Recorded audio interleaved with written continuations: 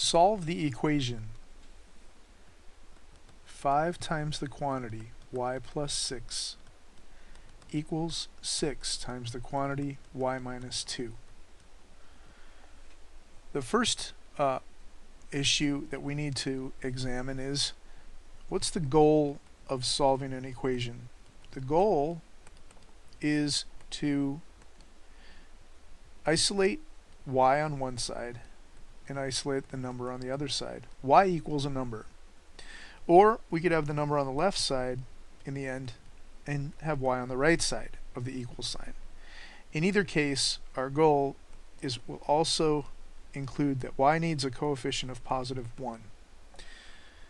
Right now, y is tied up with 6 with addition. It's locked up in parentheses on this left side and times 5 on the left side of this equal sign. On the right side, y is locked up with 2 through subtraction and also connected to 6 with multiplication as a quantity. So the first thing we should consider doing is simplify both sides. Simplify each expression. And what are the rules that govern simplify? PEMDAS, of course. This is the way we simplify algebraic expressions or arithmetic expressions. So on each side of these of the equal sign, we should run PEMDAS. Let's identify all the operations that we have. We have parentheses and we have multiply. So when we go to inside the parentheses, we find out that y plus 6, we actually can't combine these because they are unlike terms. Y and 6 are unlike terms, variables and constants. So since we can't remove the parentheses by performing the addition inside, we have to move on to multiply. So we look at this as a positive 5 that's going to be distributed to each of these terms on the inside, one at a time. There's an invisible positive 1 in front of the y, so we conduct the multiplication here as signs, numbers, and variables. Positive times positive makes positive. 5 times 1 makes 5. And then there's a y.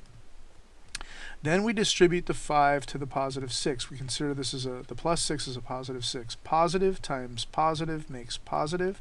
5 times 6 is 30. Now we've accomplished by performing the multiplication, the parentheses have been taken care of. They're gone. Now we come over to the right side and identify that we really have the same issues. We have parentheses with a subtraction in the inside instead of addition this time, and we have multiply here between a positive 6 and each of these two terms on the inside. We're going to conduct a distributive property of multiplication across subtraction, similar to we did on the left side across addition. There's an invisible positive 1 here, so when we distribute the positive 6 to the first term, we have positive times positive makes positive. 6 times 1 is 6, and we have y coming from the term inside. Now we distribute to the negative 2. Distribute the 6 with multiplication. Positive times negative is negative. 6 times 2 is 12. And at this point, we've conducted all the steps necessary to simplify these expressions. So if I clean it up, remove unnecessary symbols, we have 5y plus 30 equals 6y minus 12.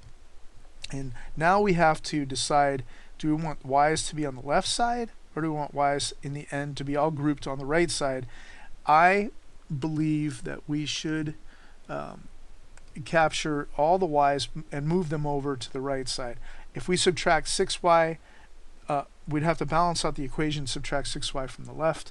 But if we subtract 5y to eliminate the variable expression from the left side and then balance the equation by subtracting 5y from the right, the advantage is that we leave the coefficient of y as a positive number. In fact, we also are able to establish that the positive 1 is already resulted. Now let's bring down all the elements that haven't been dealt with yet, like the plus 30 and the minus 12. Just carry all the symbols that haven't been dealt with yet. Now 0 plus 30 is 30. Positive 1y minus 12. on the right side. Now let's go ahead and deal with eliminating the numbers from the right side. We've moved the the y to the right.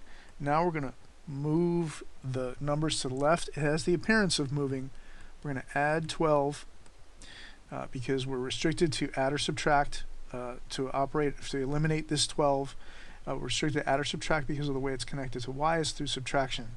Now we're going to balance the equation by also adding 12 to the left side. So we have 0 plus 2 is 2. 3 plus 1 is 4. Equals, here comes this guy, positive 1y plus 0, of course, is positive 1y. And on the left side of this equation we have 42. And I will leave the check step to you. We should always put 42 in place of this y and 42 in place of this y, and then see if we result in a correct true statement of math. The same number equals the same number, but I feel confident that we've done that for this equation. So we select the proper answer. The correct response is 42.